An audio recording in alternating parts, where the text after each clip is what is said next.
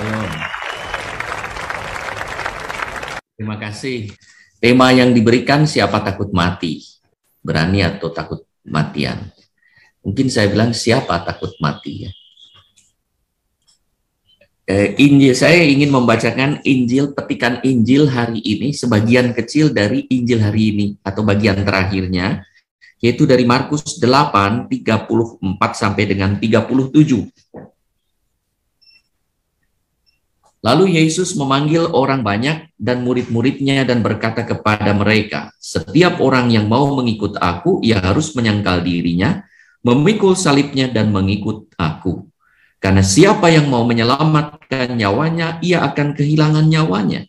Tetapi barang siapa kehilangan nyawanya karena aku dan karena Injil, ia akan menyelamatkannya. Apa gunanya seorang memperoleh seluruh dunia tetapi ia kehilangan nyawanya? Karena apakah yang dapat diberikan sebagai ganti nyawanya? Demikianlah Injil Tuhan. Pujilah Kristus. Saudara-saudari yang terkasih, di belakang sebagai background saya, Yesus sedang berdoa kepada Bapaknya dalam sakratul maut. Dan inilah peristiwa dalam sakratul maut berarti menghadapi kematian. Maka Yesus, kita bersyukur kepada Allah karena Tuhan sendiri, Tuhan kita itu mengalami atau menjalani kehidupan seperti kita, yaitu kematian yang luar biasa untuk memberitahu bahwa kematian itu sesuatu yang normal dan harus dijalani dan harus dihadapi. Apakah takut? Ada ketakutan atau tidak? Maka di dalam kita ingat juga di dalam kisah Yesus di Taman Getsemani, Yesus berdoa, jikalau mungkin lepaskanlah cawan ini daripadaku. Ya, piala, cawan, yaitu bisa penderitaan Yesus dalam menghadapi kematian, ketakutan. Sebagai seorang manusia, Yesus yang manusia adalah 100% manusia, 100% Allah, dua pribadi, dua hakikat, mohon maaf, satu pribadi, dua hakikat, Allah dan manusia, dan dalam kemanusiaannya ia mengalami ketakutan juga. Maka bertanya, ya, jikalau mungkin lepas, tapi bukan kehendakku, tapi kehendakmu lah. Maka kematian merupakan kehendak Allah juga, merupakan bagian dari perjalanan seluruh hidup manusia, kehendak Allah. Ketakutan itu ada objeknya. Ketakutan seseorang disebabkan oleh bermacam-macam hal. Jadi ketakutan itu ada macam-macam.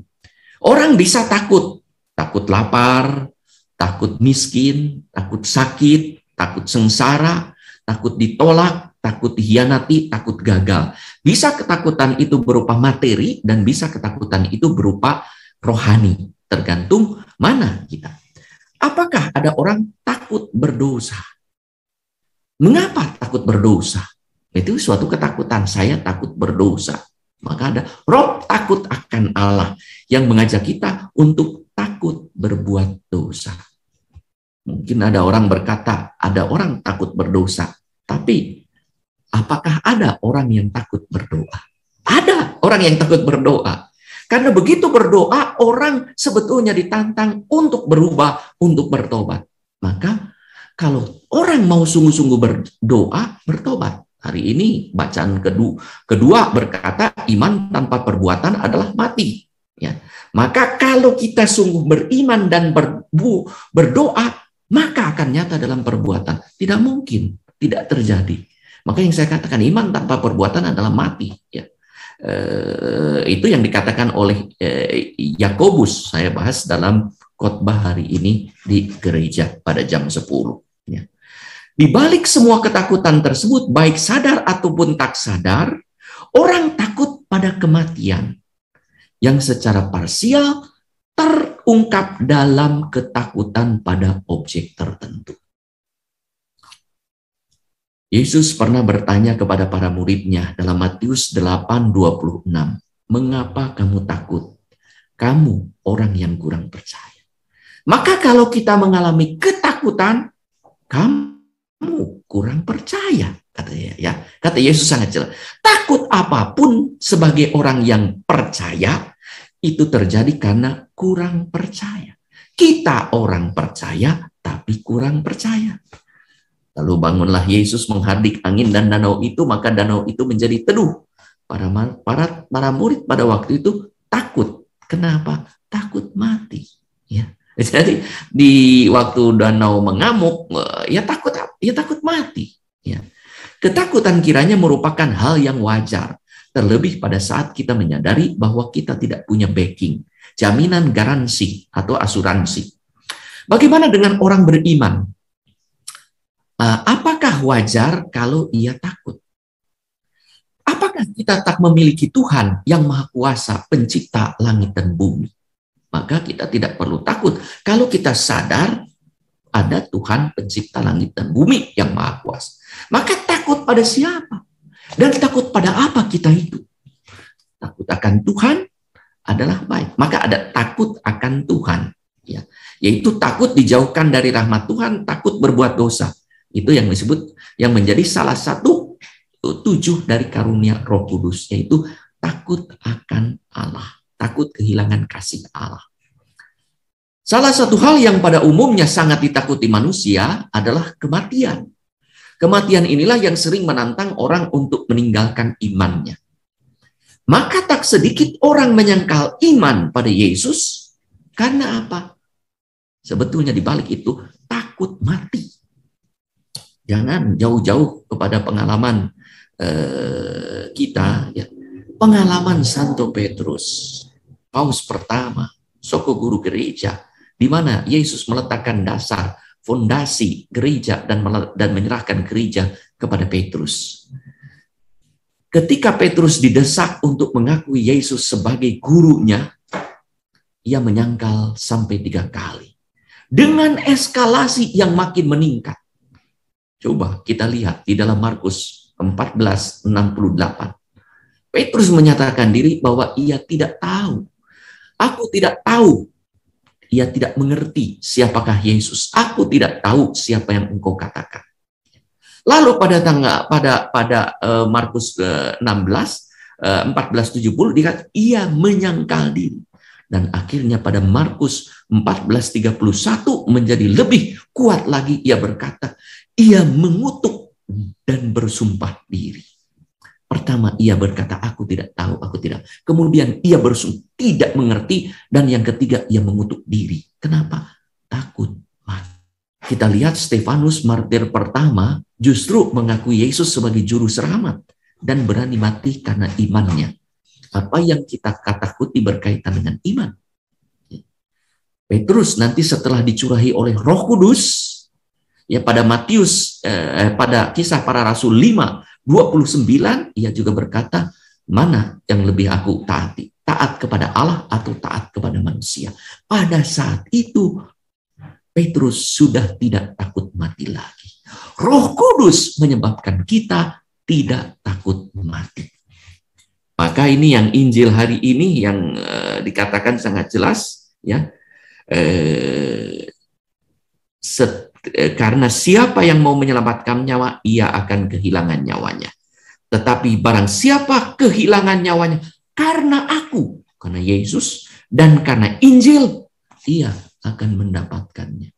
Justru orang akan menyelamatkan nyawanya juga setelah kematian, kalau ia matinya karena aku, karena Yesus, dan karena Injil. Siapa yang paling yang paling kita takuti? Ketakutan itu pun ada subjeknya. Kita takut pada seseorang atau pada pribadi yang membuat kita takut mati. Karena pribadi itu bisa menyebabkan kita mati. Kita takut pada seseorang karena kita bersalah atau karena ada kekurangan. Seorang murid takut pada gurunya kalau bersalah. Seorang anak kecil takut pada orang tuanya kalau bersalah. Ada pelanggaran. Maka takut kepada siapa? Saya takut kepada Allah secara negatif karena saya berdosa. Ketakutan yang buruk akibat dosa itu dialami oleh Adam dan Hawa. Bersembunyi dari Tuhan karena mereka bukan sekedar malu, tetapi takut karena apa? Telah melanggar perintah Tuhan. Bukankah Tuhan sudah begitu baik kepada mereka dengan menganugerahkan hidup damai sejahtera? Tetapi mengapa tak percaya pada kebaikan Tuhan?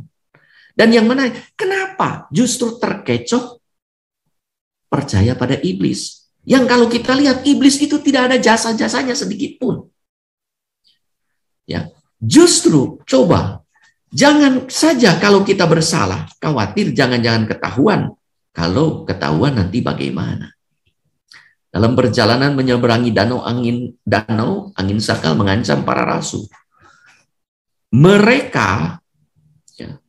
Mereka ketakutan, padahal Yesus ada di sana. Maka Yesus berkata, mengapa kamu takut? Kamu yang kurang percaya. Ya. Jadi Yesus ada di situ. Jadi belum orang beriman, orang percaya kepada Yesus, bahkan orang yang berdoa pun bisa mengalami ketakutan. Tapi satu kal, karena apa? Masih kurang percaya. Paulus tidak takut pada apapun karena memiliki iman, pengalaman akan kasih Kristus yang menasih. Maka menasihati jemaatnya kepada jemaat di Roma. Roma 8:34-35. Kristus Yesus telah mati. Ya, ini gambar sakratul maut, telah mati. Ya. Bahkan lebih lagi, ia telah bangkit, juga duduk di sebelah kanan Allah yang menjadi pembela kita. Yes. Yang telah duduk di sebelah, siapakah yang akan memisahkan kita dari kasih Kristus? Penindasan, kesesakan, penganiayaan, kelaparan, atau ketelanjangan, atau bahaya, atau pedang. Maka tidak ada hal yang memisahkan kita dari cinta Kristus. Tidak ada yang membuat kita takut. Akan terus mengasihi Kristus karena Kristus terus mengasihi kita. Maka kalau kita yakin akan kemahakuasaan Allah dan akan kasih Allah, tentu kita tidak takut apapun, termasuk pada kematian yang sebenarnya paling kita takuti. Dalam istilah Yunani ada yang disebut dengan eros. Eros itu kan energi kehidupan. Ya, kas cinta itu ya, tapi yang sebutnya eros itu energi kehidupan yang disebut kemudian cinta itu ya. Lalu dari lawan dari eros itu ada thanatos, yaitu energi kematian yang dilawankan dengan eros. Maka thanatos itu muncul dalam tindakan-tindakan yang tidak pro kematian, tetapi pro pada yang tidak pro kehidupan tapi pro kematian, itu adalah thanatos. Sedangkan eros pro kematian, ya. Gitu. Nah, maka perbuatan-perbuatan misalnya merusak, ya, memukul, menyakiti dan akhirnya membunuh, itu semua adalah energi kematian. Nah, Paulus sungguh mengalami bahwa mati dan hidup itu sama saja bagi orang yang percaya pada Tuhan. Yang penting kata Paulus, mau hidup, mau mati. Hidup dan mati itu apa? Hidup dan mati badannya. Sedangkan rohnya akan tetap hidup. Maka Paulus sungguh mengalami ini dan percaya. Ia berkata, sebab tidak ada seorang pun di antara kita yang hidup untuk dirinya sendiri. Dan tidak ada seorang pun yang mati untuk dirinya sendiri. Sebab jika kita hidup untuk Tuhan. Dan jika mati, kita mati untuk Tuhan. Jadi, baik hidup maupun mati, kita adalah milik Tuhan. Sebab untuk itulah Kristus telah mati dan hidup kembali, bangkit, supaya ia menjadi Tuhan baik atas orang-orang mati maupun atas orang-orang hidup. Roma 14:7-9. Kalau kita sampai pada pengalaman Paulus, kita tak akan takut lagi. Ciri orang yang tidak takut adalah hidup bebas, hidup penuh sukacita. Orang yang takut mati, hidup penuh ketakutan, hidup tidak bebas. Maka tidak ada sukacita, ada kekhawatiran. Yang ingin disebut ada kesusahan, kesedihan. Itulah yang disebut dengan kesedihan, ya, ketakutan. Ciri orang takut mati, hidup dalam dosa, karena upah dosa adalah maut. Sebab kata Paulus dalam Roma 8:23, upah dosa ialah maut, tetapi kasih karunia Allah ialah hidup kekal dalam Kristus Yesus Tuhan kita. Saudara-saudari yang terkasih, pernah merasa akan mati tidak? Atau pernah menghadapi kematian atau tidak? Ya. Mungkin kalau pernah menghadapi kematian, kita bisa merefleksikan kembali dinamika pengalaman sakratul maut tersebut. Saya pernah mengalami hampir mati. Di situ ada negosiasi dan penyerahan. Terjadi tahun 92 saat saya sedang berpastoral di pedalaman Asmat dalam perjalanan di laut menuju ke pantai Kaswari. Dari perjalanan pada waktu itu agak berbahaya karena mulai angin barat, karena menjelang Desember angin barat tinggi. Lalu pada waktu itu kami masuk ke dalam laut yang langsung ke laut lepas menuju Australia. Lalu dalam perjalanan itu ternyata ombak begitu dahsyat, bisa saya membayangkan itu lebih dahsyat daripada ombak yang dialami oleh para murid. Karena darat tidak ketahuan, darat tidak terlihat lagi, karena sudah berada di tengah laut. Ya, bayangkan air laut itu bisa 2 meteran. Ya. Dan saya bersama dengan seorang pastor yang sudah belasan tahun di sana, 1 motoris dan 1 katekis.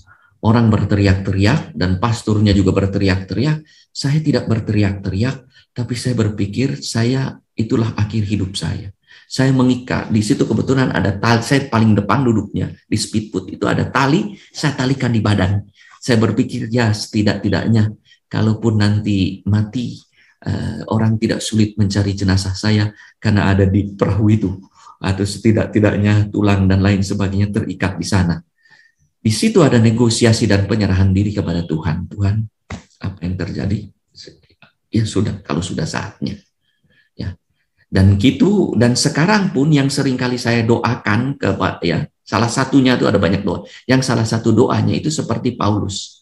Tuhan, baik hidup maupun mati, semoga saya bisa memuliakan Tuhan. Kalau saya hidup, biar hidup saya bisa memuliakan Tuhan. Biar saya mati, kapanpun saya bisa memuliakan nama Tuhan. Menjadi berkat bagi orang banyak. Kematian. Yang kedua itu dalam perjalanan pulang menuju memasuki celah Jayawijaya. Pesawat kami hampir menabrak gunung itu dan kita dengar beberapa kecelakaan. Di sana orang sudah berteriak-teriak di situ. Saya berdoa Salam Maria pada saat itu ketika akhirnya mencapai puncak Jayawijaya, naik dan menembus celah Jayawijaya, dan di situ mengalami ketika saya mendengar teriakan orang-orang di dalam pesawat Fokker yang berjumlah sekitar 18-14 orang penumpang pada waktu itu. Dan saya mendengar pada hari berikutnya pada jadwal yang ditentukan harusnya saya pada saat itu saya mendengar terjadi kecelakaan dan pada jadwal saya diajukan sebelumnya karena pesawat. Jadi ada peristiwa-peristiwa dan pada saat itu apa yang berdoa kepada Tuhan dan tidak terhindarkan kalau memang kematian cara apapun ya. Jadi cara kematian itu bukanlah suatu kutuk bagi kita, tapi suatu gerbang untuk menjadi lain-lain orang menghadapi kematian. Kita juga mendengar banyak orang hampir mengalami kematian pada saat COVID ini ya. Lalu kemudian bagaimana ia pulih kembali dan bagaimana rasa syukur seperti diberi kesempatan oleh Tuhan untuk hidup kembali. Kalau saudara belum mengalami pengalaman kematian, ya tidak usah minta pengalaman, bersyukur kepada Tuhan karena nanti ada saatnya kita mengalami kematian. Kita lihat kalau ada orang yang meninggal, terlebih sahabat dan kerabat dekat, ya, terlebih lagi orang yang kita cintai, apa reaksi kita? Apa maknanya bagi kita? Kematian berbicara apa? Seandainya kita mati hari itu, dan kita nyatanya diberi kesempatan oleh Tuhan untuk tidak mati pada saat itu. Kita sudah sering melayat dan mendengarkan khotbah dan mendengarkan kesaksian iman orang yang menghadapi kematian. Lalu apa pesannya untuk kita? Dan kita hari ini juga merenungkan tentang kematian. Lalu apa maknanya kepada kita? Ya. hidup manusia itu tidak pasti. Tetapi ada satu hal yang pasti, yaitu kematian. Maka ada pepatah Latin, hodie mihi cras tibi. Hari ini aku, besok kamu. Kalimat ini ada biasa di nisan orang meninggal dalam bahasa Latin, atau juga di nisan zaman dulu, atau juga di kerkhof kuburan-kuburan Katolik zaman dulu ada tulisan itu. Jadi itu ibaratnya kalau kita sekarang mengantar, aku hari ini, kamu besok. Kamu menggotong aku hari ini, kamu besok pada suatu hari akan juga digotong. Jadi itu ya. Ketidakpastian kapan saatnya mati menjadi salah satu alasan orang takut mati. Ya. Jadi kita takut mati karena tidak jelas waktunya, tidak jelas kondisinya. Karena kematian selalu terasa mendadak, tidak siap. Sekalipun ada tanda-tandanya, seperti misalnya sakit kronis, sakit menahun, sakit gawat, kanker, atau bahaya risiko maut, naik pesawat, naik kapal, kendaraan, pekerjaan di masa COVID, orang misalnya sekarang, para tenaga kesehatan yang bekerja, berjuang, membantu, melayani orang-orang untuk sembuh dari COVID, sementara ia sendiri diancam oleh COVID. Dan ancaman COVID kita tahu kematian yang paling nyata. Dan bagaimana reaksi kita pada kematian? Di belakang ini gambar salib, Yesus ya. Yesus itu adalah menjalani kematian sebagai jalan untuk kebangkitan kita, untuk mengantar kita. Jadi ketidaksiapan karena kita tidak berlatih menambah kita tidak siap menghadapi kematian. Sebenarnya saudara-saudari kalau kita perhatikan di dalam rangkaian lingkaran liturgi Katolik menyiratkan juga sirkulasi hidup ya, di mana di dalamnya ada latihan menghadapi kematian. Misalnya dalam lingkaran Prapaskah, di mana kita diajak untuk berpantang dan berpuasa dari apa? Ikatan kenikmatan badan, dari kelekatan badan, agar terbebas dari beban badan, dari nafsu dan naluri, yang mencapai puncaknya pada Jumat Agung sebagai jalan atau pintu apa? Minggu Paskah, sebagaimana dijalankan oleh Yesus sendiri. Maka kalau kita sudah belajar mati terhadap diri sendiri dengan mati raga, mati tubuh, maka kita sebetulnya itu latihan untuk menghadapi kematian. Jadi kita sebetulnya setiap tahun, setiap kali selama hidup ini dilatih untuk menghadapi kematian. Ada masa Prapaskah.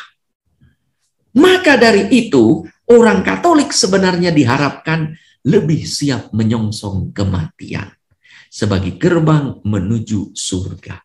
Karena sudah diberi pembekalan dan latihan, apalagi kita mengimani dan mengamini syahadat para rasul, pengampunan dosa, kebangkitan badan, dan kehidupan kekal.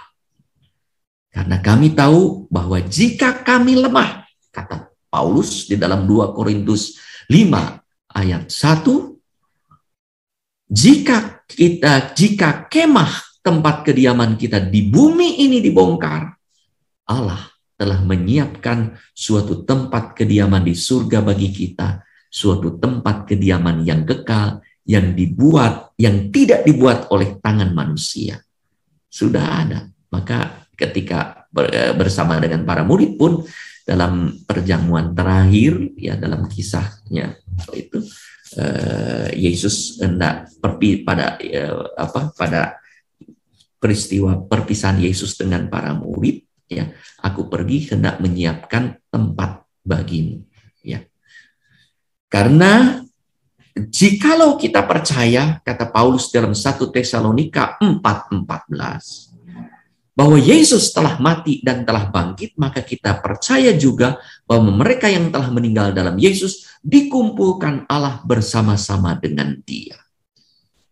Yesus sendiri bersabda kan, makanya itu Yohanes 14 itu tadi ya, 1-2. Jangan gelisah hatimu. Percayalah kepada Allah. Percayalah juga kepadaku. Di rumah Bapakku banyak tempat tinggal.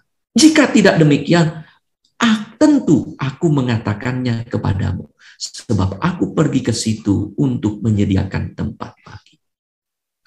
Maka kita tak jarang berkata kepada orang yang meninggal itu, engkau sudah bahagia, engkau bersyukur dibebaskan dari duka cita hidup ini, maka engkau sekarang bahagia.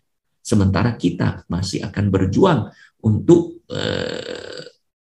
mengatasi berbagai kesulitan hidup. Jadi pengalaman kematian itu dianggap sebagai jalan masuk ke sukacita abadi. Maka kalau orang tidak takut mati, seorang sukacita.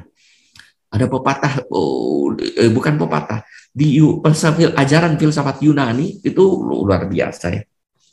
Ada yang bagus.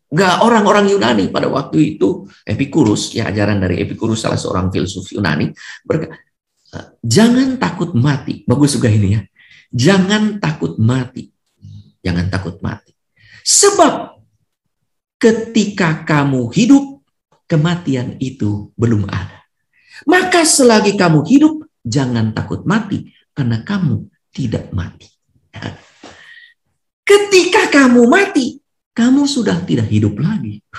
Bagus juga ya. Itu luar biasa. Jadi bagus juga. Jadi kata-kata bijaksana yang sangat dalam. Jadi untuk apa kita takut mati? Karena karena sewaktu hidup, kematian itu tidak ada pada kita. Dan kalau kita mati, kita sudah tidak hidup lagi. Kita sudah tidak merasa takut lagi. Ya. Saudara-saudari yang terkasih, beberapa kali saya berkata setiap orang ingin masuk surga. Maka kalau ditanya saudara-saudari dengan jumlah peserta yang hadir di sini bisa 800 orang lebih atau nanti 1000, maka ditanya, apakah saudara-saudari ingin masuk surga? Kalau saya ditanya, Bapak Uskup ingin masuk surga? Ingin, saya tunjuk jari. Gitu ya.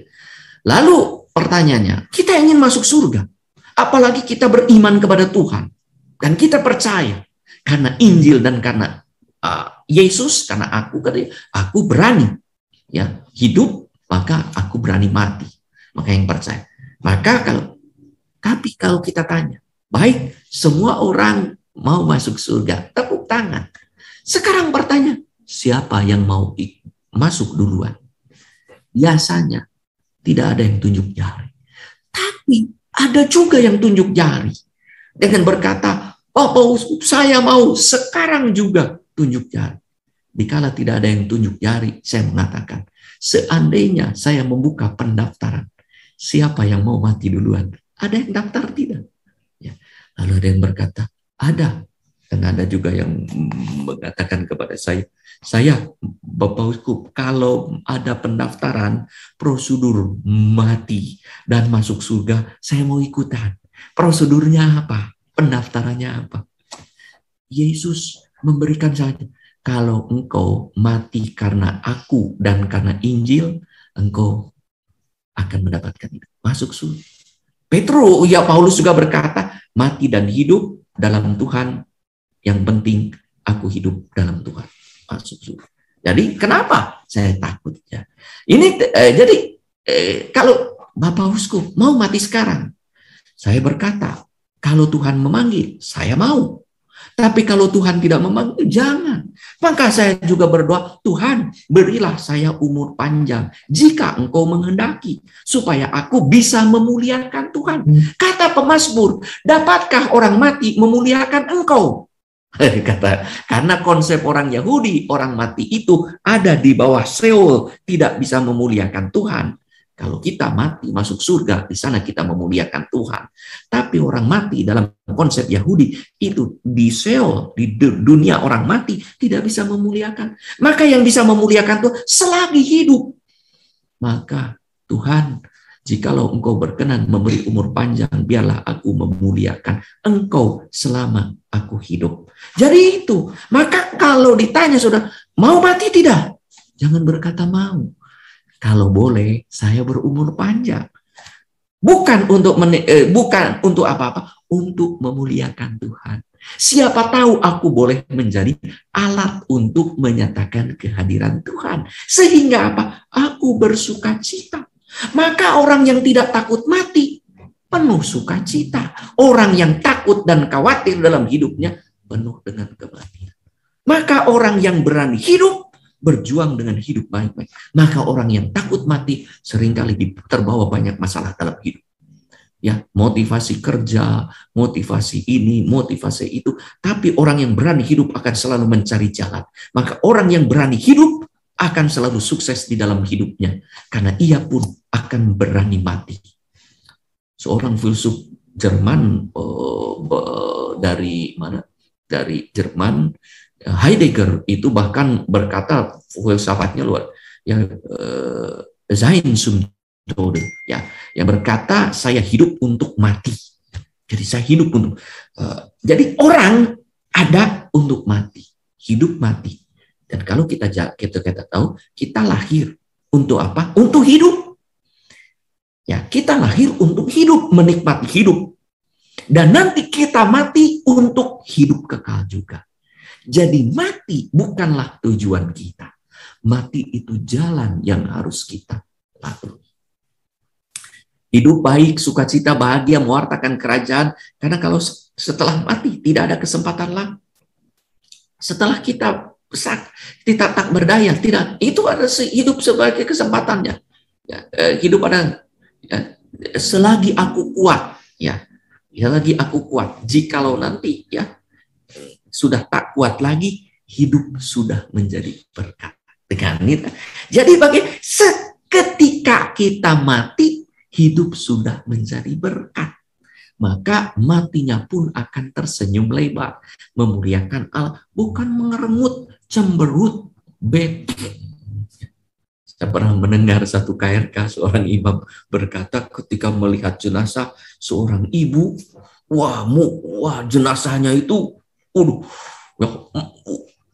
menyeramkan gitu ya, tidak ada kebahagiaan, ya berat sekali, ya yang saya sebut paceklik. Melotot gitu ya. Bahkan ketika ada saudaranya datang lalu luka batin, katanya tiba-tiba matanya terbuka. Pak Suri itu ceritanya melotot, jenazah bisa melotot ya tiba-tiba katanya. Ya. Maka orang ingin berumur panjang ya di dunia ini. Kenapa saya ingin berumur panjang? Hidup di dunia ini luar biasa. Tuhan memberikan anugerah hidup kepada kita untuk dinikmati luar biasa, karena penuh sukacita. Ya. Sungguh, jadi maka orang ingin berumur panjang di dunia ini dan kelak kalau mati sungguh masuk surga. Untuk itu orang yang sadar yang bertobat akan berusaha menata diri sedemikian rupa agar perkataan dan perbuatannya sungguh mengantar masuk surga. Kematian adalah jalan masuk surga. Aku berkata kepadamu, kata Yesus, sesungguhnya jikalau biji gandum tidak jatuh ke dalam tanah dan mati, ia tetap tinggal sebiji saja. Tetapi jika ia mati, ia akan menghasilkan buah banyak. Barang siapa kehilangan nyawanya, ia akan mencintai nyawa, ia kehilangan nyawanya. Tetapi barang siapa tidak mencintai nyawanya di dunia ini, ia akan memeliharanya untuk hidup yang kekal. Yohanes 12. Seperti pada Injil Markus hari ini juga. Dalam Injil ada beberapa kisah orang pun bertanya bagaimana caranya masuk surga. Orang muda kaya dalam Injil bertanya kepada Yesus bagaimana cara memperoleh masuk surga. Markus 10:17 sampai 27. Tetapi saat diberitahu oleh Yesus caranya ini, mati terhadap badan. Jangan tergantung pada badan, jangan ada lekatan pada badan, maka engkau akan masuk surga. Bagaimana kamu tidak mau mati? Ya, terhadap badan, kamu akan masuk surga. Mati dengan badan. Dan yang disimbolkan oleh Yesus adalah mati terhadap kelekatan. Maka tantangan Yesus pada orang muda kaya itu, jualah segala apa yang kamu miliki. Sebetulnya tantangan, jangan menyembah berhala, tapi menyembah Tuhan saja. Ketika kamu menyembah Tuhan saja, kamu akan masuk ke dalam kerajaan surga. Orang takut mati karena apa? Menyembah berhala, menyembah kematian. Maka orang takut mati. Bagi orang beriman yang percaya akan kebangkitan badan kehidupan kekal, sebagaimana di Credo, ya setiap minggu kita berkata, percaya kepada gereja Katolik, persekutuan para kudus, pengampunan dosa, kebangkitan dan kehidupan kekal, yakin bahwa hidup di dunia ini bukanlah akhir dari perjalanan manusia, tetapi justru merupakan bagian dari perjalanan ke surga, di mana kita dibangkitkan dan menikmati kehidupan kekal bersama dengan Allah di surga, berjumpa dengan Yesus dalam keadaan yang sebenarnya.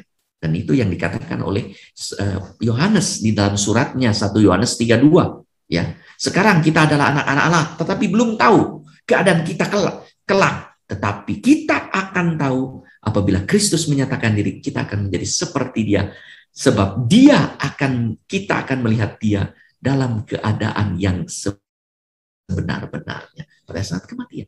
Maka kalau hidup di surga begitu indah, ini bukan isapan jempol. Hidup di dunia itu begitu indah juga. Maka bagaimana hidup di dunia ini menjadi surga di dunia?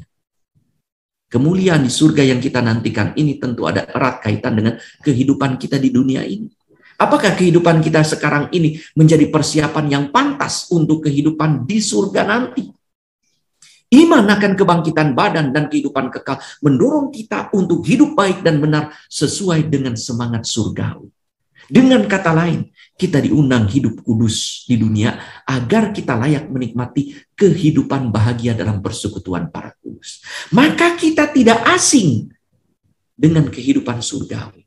Maka kalau kita ingin masuk ke perguruan tinggi yang terkenal, anak-anak, atau ingin bekerja di tempat yang perusahaan ternama, atau ingin masuk organisasi yang sangat prestise, yang sangat luar biasa, kita disaring, kita akan berlatih ya sedemikian rupa supaya bisa masuk sesuai. Demikian juga kalau mau masuk surga, harus kita membiasakan diri supaya kita tidak asing dengan kehidupan surga dan dapat masuk surga.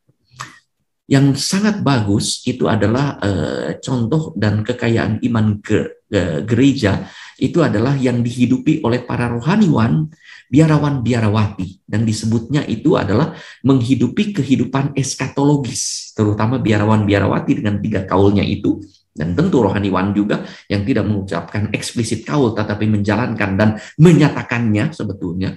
Itu adalah kehidupan eskatologis, artinya kehidupan di surga nanti dinyatakan di sini.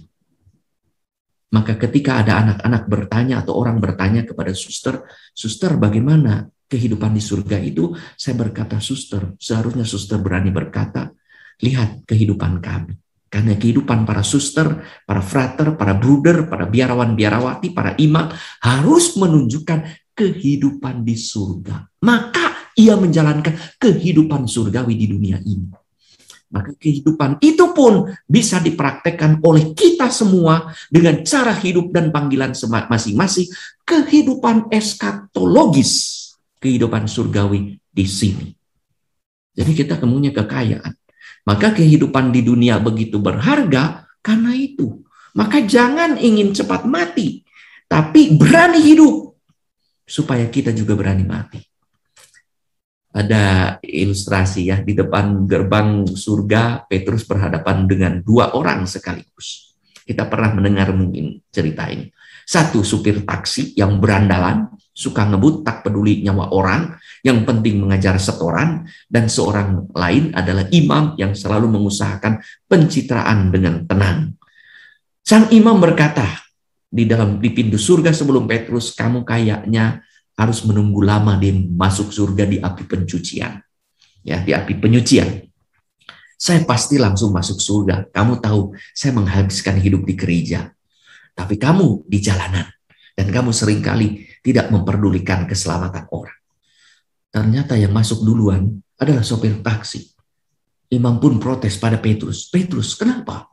Dia masuk duluan. Saya kan imam. Hidup saya dibaktikan kepada gereja. Lalu Petrus menjawab, hai saudara, engkau memang berkhotbah di gereja, tapi engkau menyebabkan orang tertidur di gereja, tidak berdoa di gereja. Tapi supir taksi itu dengan ngebut-ngebutan menyebabkan orang selalu berdoa di dalam taksi. Ketika ia sedang mengendari orang-orang, Tuhan, tolong selamatkan Tuhan, jangan terjadi kecelakaan. Beri kebijaksanaan supir taksi itu. Ini hanya satu anekdot saja. bahwa kalau hidup kita membuat orang lain berdoa, tentu kita harus berdoa, jangan seperti supir taksi. Hidup kita berdoa dan membuat orang lain berdoa dan dekat kepada Tuhan, masuk surga duluan. Ya. Ini mengingatkan kita juga akan kisah Injil dari Lukas tentang Lazarus dan orang kaya, Lukas 16 ayat 19 sampai 31. Injil tersebut berbicara tentang dimensi kedosaan yang menghambat orang masuk surga dari sisi lain, di mana orang tidak melakukan sesuatu yang jahat. Jadi orang kaya itu tidak masuk surga, masuk neraka, bukan karena berbuat jahat, tetapi karena tidak berbuat baik. Tidak menjadi berkat bagi sesama. Tidak menjadi berkat bagi sesama yang telah dititipkannya oleh Allah. Ya, orang kaya di dalam Injil menikmati rahmat Allah untuk kepentingan sendiri hingga tak peduli pada nasib Lazarus yang sungguh membutuhkan uluran tangan. Si kaya tidak berbuat jahat pada Lazarus, hanya ia tidak peduli pada kebutuhan sekeliling, ia tidak peka pada jeritan sesama di sekitarnya. Segala yang diberikan Allah semestinya dibagikan kepada sesama. Hidupnya seharusnya menjadi saluran kasih dan rahmat Allah kepada sesama. Ia tidak mengindahkan panggilan Allah untuk menjadi perantara rahmat Allah bagi Lazarus. Nama Lazarus yaitu Eleazar, yang berarti Allah adalah penolongku, bantuan dari Allah. Seharusnya nama itu Allah bantuanku dan aku menjadi tangan Allah untuk membantu orang itu. Tetapi kalau kita tidak membantu orang yang membutuhkan, orang itu bukan diam, tak akan terbantu. Allah sendiri yang akan turun tangan membantu orang itu. Allah bisa membantu orang itu, tapi Allah memberikan kesempatan kepada kita untuk membantu orang itu. Sebagai apa? Bekal perjalanan, mempunyai energi, membuka pintu yang lebar untuk masuk ke dalam kerajaan Allah.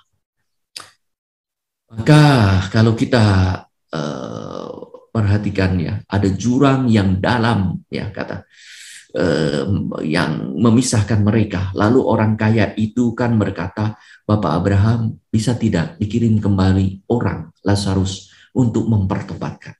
Kalau kita sudah mati, kita tidak bisa mengajak orang lain bertobat. Selain di surga atau di api pencucian, menanti kita didoakan, dan di surga mendoakan kita, manusia yang saudara-saudara kita yang beriman. Tapi kita, maka sebelum kita mati, jadilah tanda pertobatan bagi sesama. Jangan seperti orang kaya itu, utuslah Lazarus kepada 5 saudaraku di rumah ayahku supaya mereka bertobat. Ya. Jadi untuk apa? Ya. Saudara-saudari yang terkasih, dalam 10 menit lagi ya. Dalam upacara tobat pada awal Ekaristi kita diingatkan akan dosa kelalaian. Ya. Dosa kelalaian, lalai tidak melakukan. Jadi kita itu berdosa bukan hanya melawan Allah, itu setan itu yang hari ini saya baca itu, yang disebut iblis itu arti katanya itu adalah lawan, yang melawan Allah. Maka semua yang melawan Allah tidak ikut kehendak Allah itu iblis sebetulnya, itu disebut setan. Yang lain Tuhan, itu setan. Ya. Dalam upacara tobat di awal Ekaristi, ya, kita diingatkan akan dosa kelalaian. Saya mengaku kepada Allah yang Maha Kuasa dan kepada saudara sekalian bahwa saya telah berdosa dengan pikiran dan perkataan dan perbuatan dan kelalaian. Nah, jadi karena kelalaian itu menyebabkan pintu surga tertutup. Ya, menyebabkan kita lama berada di api penyucian. Ya. Oleh karena itu, kita berdosa bukan karena aktif melakukan kejahatan, tetapi juga karena kita pasif tidak melakukan kebaikan yang dituntut oleh Allah. Kita berdosa bukan hanya karena melawan kasih Allah, tetapi membiarkan orang menderita, tak peka pada jeritan sama, tak tergerak oleh belas kasih Allah. Maka Yesus berkata dalam Lukas 6:36, hendaklah kamu murah hati seperti Bapamu murah adanya. Seorang murid dimarahi gurunya bukan karena ia membuang sampah sembarangan, tetapi karena ia tidak memungut sampah yang ada di bawah kakinya. Anak tersebut ditegur bukan karena berbuat jahat atau melakukan kenakalan, tetapi karena tidak menggunakan akalnya, ya, tidak punya kemampuannya untuk berbuat baik. Ya, kita juga berdosa, bukan kalau kita ada kebaikan di hadapan kita yang mungkin kita lakukan, tetapi kita lalai. Maka anak itu berkata, Bu, bukan saya yang membuang sampah ini. Lalu kata anak itu, kata guru, ya betul, bukan, tapi kamu tidak membuang sampah yang menyebabkan yang kotor ada di situ. Ya, orang lain membuang sampah, memang, tetapi kamu lalai. Ya, yang itu ya, maka kita bersalah karena kelalaian yang telah kita lakukan. Saudara-saudari yang terkasih,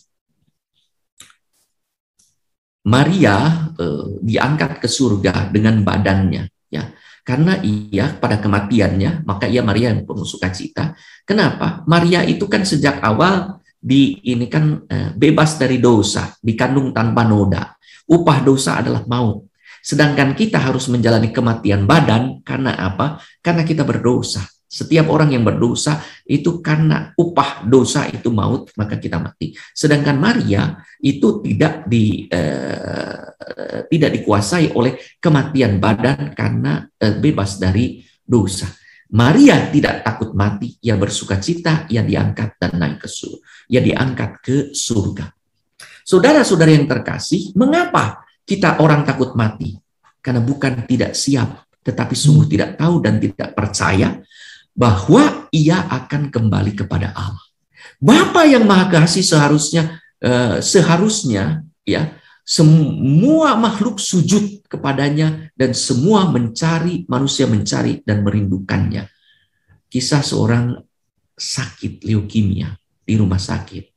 Ya, ada seorang anak, seorang nenek bercerita kepada saya, cucunya yang leukemia dia bawa ke Cikanyeri, ya, ke adorasi di Cikanyeri. Waktu sakramen Maha Kudus dibawa, lalu ia berkata, Mama, itu Yesus sedang lewat. Lalu waktu berada dalam sakratul maut, ketika masih sadar, ibunya menangis ya di rumah sakit. Anak itu berkata, Mama, mengapa Mama sedih? Ya tentu sedih, anaknya kan mau mati. Mamanya ditanya seperti itu, makin menangis. Mama, jangan sedih. Bukankah saya akan bertemu dengan Tuhan Yesus yang saya lihat waktu adorasi itu? Ya, bukankah ia juga diajari oleh guru dan diajari oleh mamanya tentang Yesus? Maka ia yakin. Maka itu yang iman tanpa perbuatan adalah mati. Kalau kita percaya kepada kehidupan kekal, surga, tapi takut mati, ya itu mati. Ya, iman tanpa perbuatan itu adalah mati. Maka kalau kita percaya pada Tuhan, pada kematian, iman itu percaya pada Tuhan, maka kalau kita menjadi indah surga itu bertemu dengan Yesus, maka kita senang dan tidak takut mati juga. Berani mati makanya. Kita takut mati karena apa? Takut bertemu bukan dengan pribadi yang baik, tapi dengan pribadi yang menghukum kita. Dengan pribadi yang jahat akan mencelakakan kita. Lihat saja kisah baru ini, kisah tentang Carlo Acutis yang memberi kesaksian bahwa bagaimana ia bersukacita menghadapi kematian. Karena ia akan bertemu dengan Yesus yang ia selalu jumpai dan sambut dalam Ekaristi. Dan ia layani dalam diri mereka yang paling hina. Dan seorang pemuda 14 tahun. Luar biasa, dan sekarang sudah menjadi piato hanya 10 tahun setelah kematiannya dan sedang diusahakan untuk menjadi santo setelah ada mujizat-mujizat baru yang akan diselidiki. Coba bayangkan, seorang pemuda sudah menyatakan imannya, ia Ekaristi berjumpa dengan Yesus dan ia yakin nanti di surga seperti kata Yohanes akan berjumpa muka dengan dia. Jadi itu jalan melayani orang yang paling hina seperti kata Yesus dalam Matius 25:40, sesungguhnya aku berkata kepadamu segala sesuatu yang kamu lakukan untuk salah seorang dari saudaraku yang paling hina, kamu melakukan untuk aku. Kalau kita melakukan banyak untuk Tuhan, maka kita tidak takut mati. Carlo sejak komuni pertama boleh dikata ia tidak pernah absen dalam mengikuti perayaan Ekaristi dan menyambut komuni. Saat mengalami sakit dan menghadapi ajalnya, Carlo tetap damai. Carlo menerima seluruh penderitaan itu dan tidak takut untuk menghadapi kematian, dan ia berkata kepada ibunya, "Aku bahagia untuk mati, karena aku telah menjalani hidupku tanpa menyia-nyiakan semenit pun dengan hal yang tidak berkenan kepada Allah." Kita takut mati kalau kita dalam hidup ada banyak hal yang tidak berkenan kepada Allah. Sebelum meninggal pada tanggal 12 Oktober 2006, Carlo Acutis pernah berkata kepada ibunya bahwa ia akan memberi tanda kalau ia sudah ada di surga. Berapa lama orang ada di api pencucian? Kita tidak tahu. Saya dalam pembahasan yang lain, saya pernah berbicara kemana roh orang meninggal.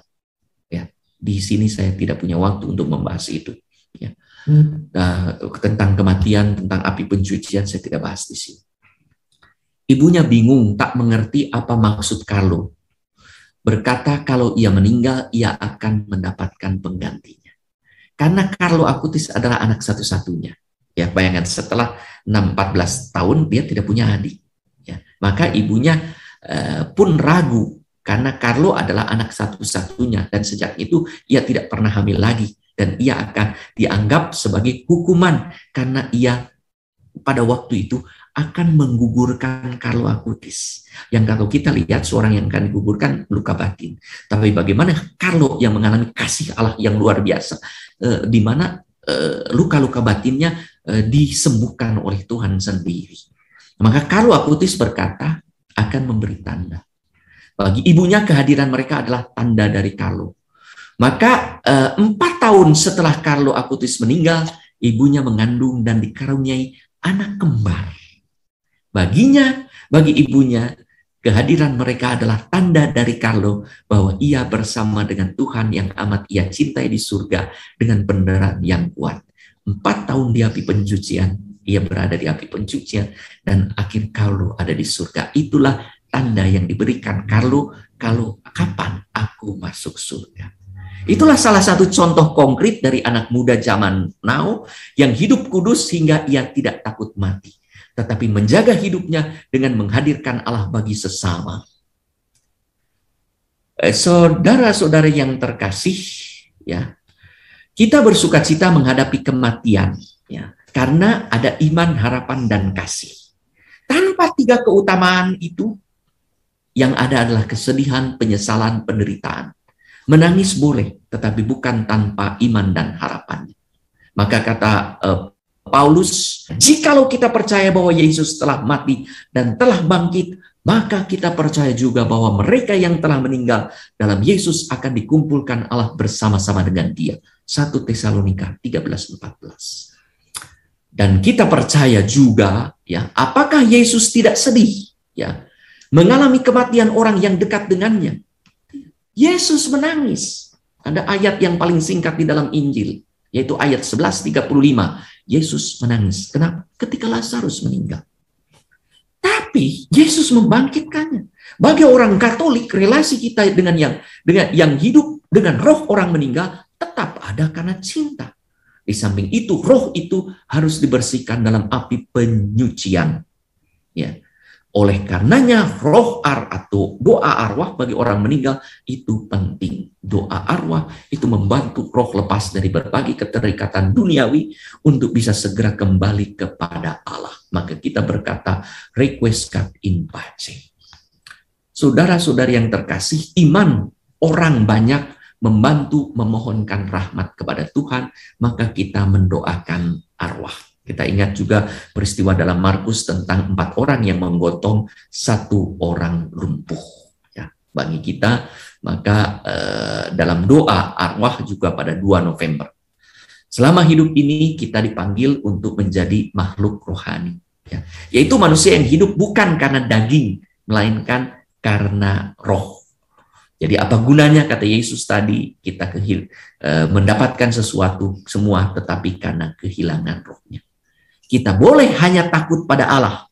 Dan janganlah kamu takut kepada mereka yang dapat membunuh tubuh, tetapi yang tidak berkuasa membunuh jiwa. Takutlah terutama kepada Dia, kepada Allah, yang berkuasa membinasakan baik jiwa maupun tubuh di dalam neraka. Matius 10:28. Yesus memberi jalan bagaimana Ia mempersiapkan kematian yang membahagiakan, yaitu dengan hidup sesuai dengan kehendak Allah, taat sampai mati, karena makanannya adalah menyelesaikan kehendak Allah. Maka di kayu salib itu Ia berkata, selesailah sudah. Lalu Ia menundukkan kepalanya dan menyerahkan nyawanya. Ya Bapa, ke dalam tangan-Mu kuserahkan nyawaku. Inilah kematian yang membahagiakan, yang disusul dengan kemuliaan yang diberikan oleh Allah, yaitu kebangkitan yang kemudian kenaikannya ke surga. Bunda Maria bukan hanya mengalami kematian yang membahagiakan, tetapi juga kematian mulia dengan diangkat ke surga. Dan Ia kini mendoakan kita di surga. Saudara-saudari yang terkasih, apakah saudara-saudari ingin bertemu dengan Paus, bersalaman? Ada imam yang berkata kepada saya, Bapak Uskup, saya ingin ketemu Paus. Kapan Bapak Uskup ada kesempatan, tolong ajak saya. Saudara-saudara ingin ketemu Paus. Banyak orang ingin ketemu Paus. Salah satu caranya adalah naik pesawat ke Roma. Kemudian ada cara prosedur, lalu kemudian bisa bertemu dengan Paus setelah diizinkan dan dikehendaki. Jadi kalau tidak dikehendaki, tidak mungkin. Ya, maka kalau kita mau mati, mau kita masuk ketemu dengan Yesus di surga, kalau Yesus sudah mengizinkan, ada kendaraannya. Bukan pesawat, tapi kematian. Kalau orang takut naik pesawat, tapi tidak berangkat ke Roma, tidak akan ketemu Paus. Kalau orang ingin ketemu Yesus dan tidak berangkat melalui kematian, maka tidak akan bertemu dengan Tuhan. Kalau demikian, kita pun akan berseru dengan iman dan harapan. Siapa takut? Siapa takut mati? Atau tidak tahukah kamu bahwa kita semua yang telah dibaptis dalam Kristus telah dibaptis dalam kematiannya? Dan dengan demikian kita yang telah dikuburkan bersama-sama dengan Dia dalam baptisan, supaya sama seperti Dia dibangkitkan juga dari antara mati, oleh supaya hidup kita memperoleh hidup baru bersama dengan Kristus. Sehingga dengan demikian, kalau demikian, maka kita ini bukan lagi takut mati, tapi berani hidup. Kalau orang berani hidup sungguh-sungguh demi Tuhan, melaksanakan kehendak Tuhan yang akan membahagiakan dan menyelamatkan kita menjadi berkat orang lain, dan demikian juga kita berani mati. Berani berarti juga berani memasuki hidup kekal, berani hidup penuh sukacita bersama dengan Allah, berani menyongsong harapan bertemu dengan Allah di surga. Sekian, terima kasih, Tuhan memberkati.